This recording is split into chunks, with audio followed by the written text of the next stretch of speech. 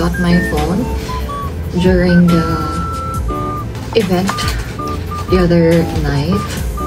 I was supposed to put my phone on my chair, but then Papa just got it, and he said, okay, I will change it to iPhone 17. No, just kidding. Papa just got it and put it in his pocket. Very fatherly figure si Papa.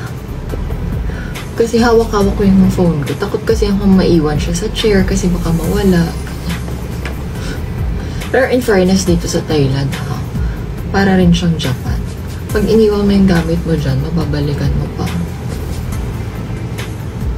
So inyong napanood mga kapolitika itong paliwanag ni Emma Tiglao doon sa pag-abot niya ng kanyang phone dito kay Mr. Nawat during the opening ceremony ng Miss Universe 2025 na kung saan ay umani ng samot-saring reaksyon dito sa social media, at nabanggit rin natin doon sa ating mga naunang videos, sa ating mga naunang komentary na itong si Emma Tiglao ang nag-substitute dito kay Victoria Caar dahil nagtago imani ito dito sa hotel, kung kaya hindi siya yung nakasama ni Nawat kasi siguro ay iniiwasan rin ni Victoria na mag-cross ang kailang landas ni Nawat. Pero akala natin is yung issue lang ni Victoria Caar ang naging controversial dito sa pag-akyat ni Emma kasama yung mga Miss Universe delegates, at kasi ngayon is pinag-uusapan nga sa Latin community, ginagawa ng mga memes na base daw doon sa reaksyon ng mga candidates sa Miss Universe 2025 nung pag-akyat ni Emma Tiglao at pag-introduce sa kanya is parang hindi daw nagustuhan ng ibang mga candidate,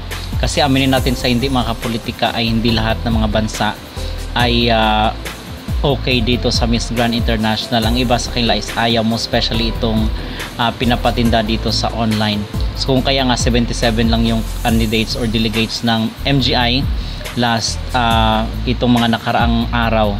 So ngayon hindi di umano nagustuhan base doon sa mga ekspresyon ng kailang mukha, at kumakalat ito sa social media at ginagawa ng mga memes ng especially dito sa Latin community na hindi di umano siya welcome dito sa stage ng Miss Universe. So ano daw ang ginagawa, at in fact ang nabasa natin doon sa isang page is ito daw si Emma Tiglao is hindi daw pinapasok doon sa office ng Miss Universe, kung kaya yung mga sponsor dito sa Miss Universe na dapat is ibigay doon kay Victoria ay nilipat daw nila kay Emma Tiglao kasi mas madali daw makatrabaho itong si Emma kung ikukumpara dito kay Victoria Caar na nagtago doon sa kanyang hotel at ayaw magpa-photoshoot at magpa-pictorials doon sa kanilang ganap sa opening ceremony at even dito sa mga activities ng Miss Universe delegates.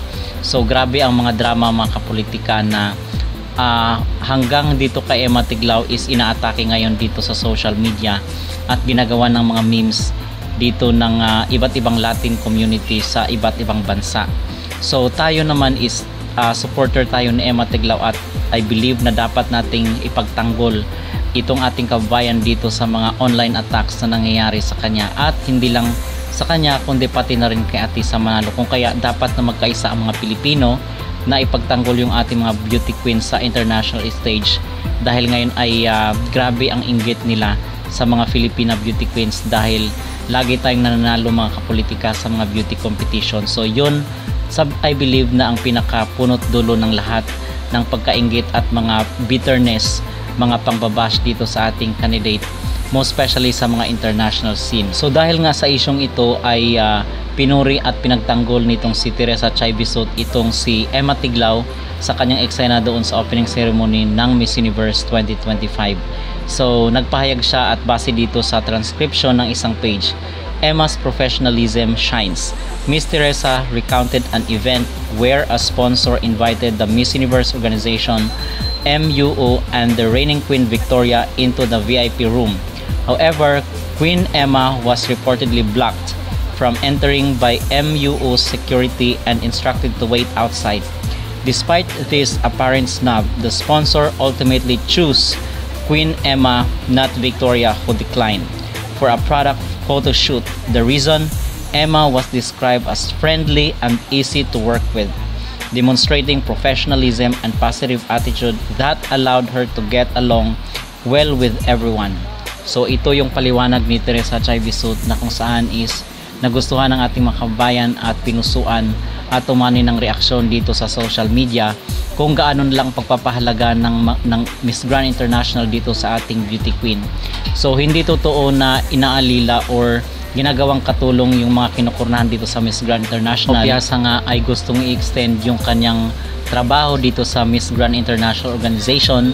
It's just that tapos na yung kanyang contract pero gusto niya pa sana magtrabaho dito sa MGI. So the point is, kung totoo nga sinasabi nila how come na itong sila CJ, itong si Emma is nag-i-enjoy naman sila sa kailang trabaho dito sa MGI. So hindi totoo yung mga paratang, most especially doon sa ni Rachel Gupta na kung saan is hanggang ngayon is nagpaparinig pa rin dito sa MGI at kay Mr. Nawat at sa organization na kung saan is inapi-api daw siya mga kapolitika at hindi daw pinakinggan yung kanyang side, na hanggang ngayon ay si Rachel Gupta hindi pa rin makamove on at nagpo-post pa rin ng kung ano-ano dito sa social media, most especially pag yung sitwasyon ay nasa side niya. So hindi natin masasabi na itong Miss Grand International ay isang balahurang organization kasi si Rachel Gupta lang naman ang nagreklamo all throughout dito sa sa mga nakoronahan ng Miss Grand International. Ang lahat naman is invited nga sila dito sa MGI tuwing coronation or finals. Andito yung mga previous na mga beauty queens. So paano ngayon ma-justify ni Rachel itong kanyang mga akusasyon dito sa MGI gayong siya lang naman ang nagreklamo? Ibig sabihin is talagang nasa kanya ang mali mga kapolitika at sinasakyan naman ito ng mga Latinas na kahit pati si Emma Tiglao ay nadadamay dito sa kanilang mga pangbabash sa social media. So even yung pagtayo doon ni Emma Tiglao ay meron di umanong mga candidate na base sa expression ng kailang mukha is hindi daw nagustuhan itong presensya ni Nawat at itong si Emma Tiglao. So ginagawa nila ng mga memes mga kapolitika yung expression ng ibang mga candidates sa likod at yung hindi kasi sila naniniwala na maganda ang treatment ng Miss Grand International kay Emma Tiglao kasi kahit pa natin daw sabihin na nag-i-smile siya at parang happy itong si Emma, katabi itong si Nawat at ang mga staff ng Miss Grand International Organization ay hindi daw natin masasabi na talagang masaya itong si Emma dito sa Miss Grand International dahil ang sabi nila is outside lang daw yung ipinapakita ni Emma Tiglao. Deep inside daw ay hindi daw yun ang totoong nararamdaman niya dito sa kanyang pananatili sa Miss Grand International. So sabi dito ng ibang mga netizen, she is paid to act happy. Her body language tells it all. She doesn't want to be close to him nor to touch by him. So yung kanilang pinatutungkulan ay si Mr. Nawat. If Nawat weren't a good person, Emma wouldn't seem this happy. How people are treated often depends on how they behave themselves. What are they doing there? If it's not Miss Grand, that's so vulgar attire from Nawat's queen to the center of Miss Universe aspirants.